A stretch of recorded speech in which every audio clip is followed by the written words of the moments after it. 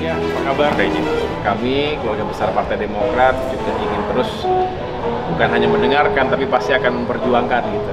Memperjuangkan harapan dan aspirasi dari Bapak Ibu sekalian yang kita dengarkan secara langsung maupun disampaikan melalui forum-forum yang lain gitu ya.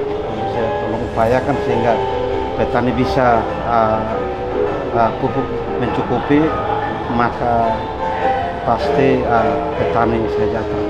Iya, Pak Arki, ini contoh bahwa memang saya kebetulan juga sering berdialog ya dengan komunitas petani di berbagai daerah, termasuk terakhir itu tentunya di Pulau Jawa itu juga sama masalahnya pupuk. Pupuknya susah, mahal harganya, sehingga sangat memberatkan para petani kita. Padahal kita semua makan atas jasa para petani kan begitu ya. Betul, ya. Apalagi kalau Indonesia katanya ingin mandiri atau swasembada pangan. Tentu yang harus mendapatkan dukungan penuh ya para petani kita. Jangan sampai nanti kesulitan pupuknya, akhirnya produktivitasnya menjadi menurun. Kalau menurun kita semua susah sebetulnya karena sulit mendapatkan pangan dan akhirnya berebutan lah begitu. Nah ini akan terus kita perjuangkan Pak, kita perjuangkan ya, tolong ya Bang ya, diperjuangkan juga di NTT, di Kupang khususnya. Ibu kan Ketua DPC di Kota Kupang ya, nah Ibu bisa mendengarkan langsung, tolong diperjuangkan ini nasib para petani kita. Jadi kalau petaninya tidak sejahtera, kita semua pasti susah juga begitu ya. Jadi kayaknya saya bilang kalau saya penjual dan pedagang harusnya bantu bisa investor PT lagi masuk sini, jadi bisa mencukupi khususnya Kota Kupang dan NTT provinsi. Iya. Sekarang masih tergantungan ayam beku dari Surabaya Pak. Mas Olis, jadi ya kita dengarkan juga dulu bagus kondisinya 2004 sampai 2014. Nah mudah-mudahan kami juga sedang berikhtiar ya Pak ya. Mudah-mudahan Demokrat juga bisa kembali masuk berperan lebih besar lagi di pemerintahan pusat maupun di parlemen ya, termasuk di dewan-dewan kami yang mudah-mudahan juga semakin banyak kader kami yang juga bisa memperjuangkan nasib para peternak. Ini juga menjadi isu, menjadi permasalahan yang utama, nggak bisa berkompetisi dengan baik, betul ya Pak ya? Iya. Sehingga harusnya kita bisa Kompetisi. Mandiri biar untuk dulu ada bisa mewadahi mencukupi kebutuhan masyarakat di Kota Kupang maupun di NTT gitu ya kira-kira Pak ya. Siap. Jadi jangan tergantung lagi semuanya ke Jawa lagi kan gitu ya. Iya, maunya kayak gitu. Ya, begitu. Iya, Mas Olis ya. Isunya sekarang ini kita ada banyak persaingan dengan yang palsu Pak. Dengan yang palsu. Iya, Oh. yang palsu. Palsu atau ini pabrikan yang dari Ada pabrikan tapi juga ada yang meniru tenunan-tenunan kita dari daerah lain. Dari daerah lain. Utamanya daerah mana kalau Ibu tahu? Jepara. Oh, dari Jepara. Oke. Itu terus harganya? Ya, harganya juga bersaing Pak. Kalau kita kan manual, jadi sedikit lebih mahal. Kalau yang palsu itu dia lebih murah. Jadi biasanya orang lebih memilih yang murah daripada yang mahal. Padahal kualitasnya Ibu ini ya merasa bisa dibandingkan lah kira-kira begitu ya. Ada peraturan yang yang aturan yang mendasar yang bisa melindungi pengrajin lokal nggak kira-kira yang bisa memproteksi itu? Belum ada ya. Ya ini isu-isu seperti ini bisa dibawa juga di forum Dewan ya, Dewan dan Ketua DPC ya Ibu ya. Nah nanti mudah-mudahan istri saya kebetulan juga lagi ini nih, Anissa lagi nyari lagi lihat-lihat gitu Dekranasda. Kami dulu kan Bapak dengan almarhum Ibu Ani itu sangat menyenangi dan sangat ingin terus mempromosikan kekhasan daerah masing-masing. Tentu kalau di Jawa batik, kalau di sini tenun ya. Ini juga luar biasa, karya yang spesial dan memang harus bercita rasa tinggi karena harapannya bukan hanya maju di NTT, tapi juga bahkan bisa dinikmati oleh masyarakat Indonesia secara luas, bahkan bisa diekspor dan ke mendunia lah kira-kira begitu. Ya Ibu ya. Tapi nanti kita perjuangkan supaya nggak kalah bersaing yang kasus benar-benar dari NTT harus diproteksi lagi. Nah, untuk itu intinya itu kami berharap bahwa Pak AHY selaku ketum dari Partai Demokrat tentunya pasti akan melihat kami sebagai masyarakat kecil, sehingga kami berharap bahwa kami juga bersyukur kepada Pak Tobi yang sudah menjembatangi kami dengan Pak Ketum di saat ini, bahwa kami bisa bertemu dengan Pak Ketum. Artinya kami bisa menyampaikan aspirasi kami lah, situasi kami saat ini, bahwa kami bekerja dalam situasi yang sangat kurang bagus. Sehingga kami berharap bahwa masalah ini bisa dicarikan solusi, sehingga kami bisa keluar dari persoalan yang ada. Seperti itu, Pak. Bung, siapa namanya, Bung?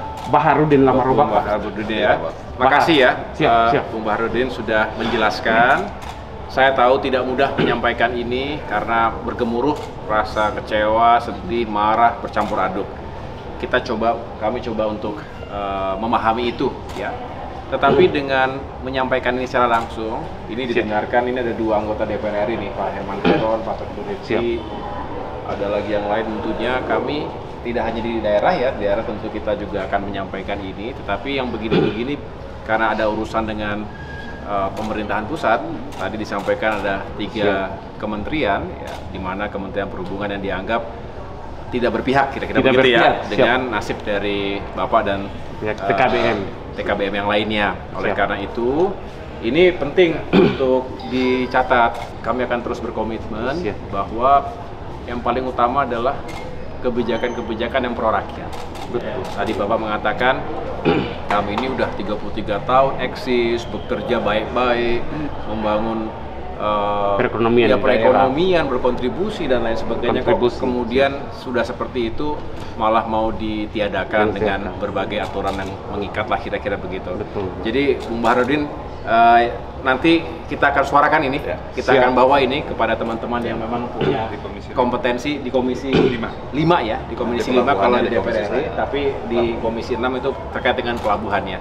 Jadi memang semua saling terkait benar sekali, dan itulah ada wakil rakyat kita, ada Bapak Ibu yang duduk di DPR yang tentunya ingin memperjuangkan aspirasi Pak Baharudin dan teman-teman di TKBM tadi, ya. Saya Robi, Pak, driver ojol, mohon dibantu diperjuangkan oleh Bapak dan teman-teman wakil rakyat. Pertama, mohon dibuat legalitas atau payung hukum untuk ojol.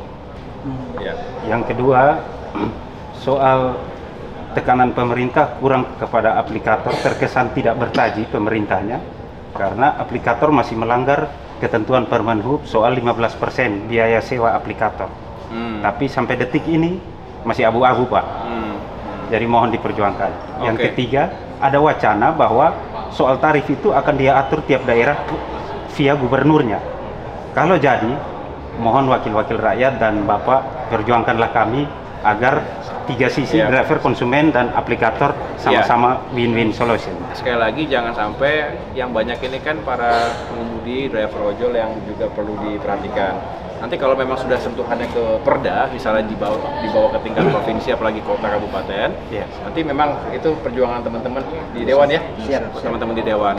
Nah kemudian kalau isu yang lain, tadi nanti kita juga tolong sampaikan juga ya Jen ya. Saya pikir permasalahan ini ada di berbagai daerah terkait dengan dinamika ojol ini.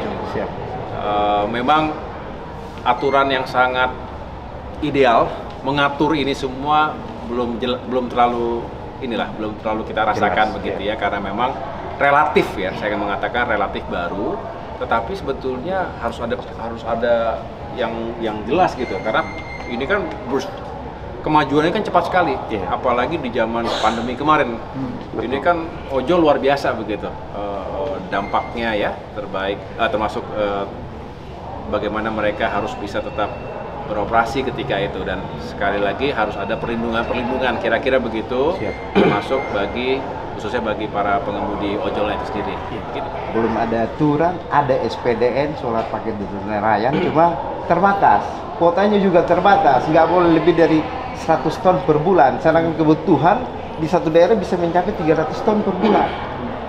Nah itu menjadi kendala Memang ada juga kita membuat rekomendasi dari instansi teknik untuk ambil di SPBU terdekat di sentra nelayan, tapi sering terjadi persoalan sama hukum, Pak. Ya. Seperti itu. Baik, Pak. Makasih, Pak ya. Ini juga sangat menjadi perhatian kami. Siap.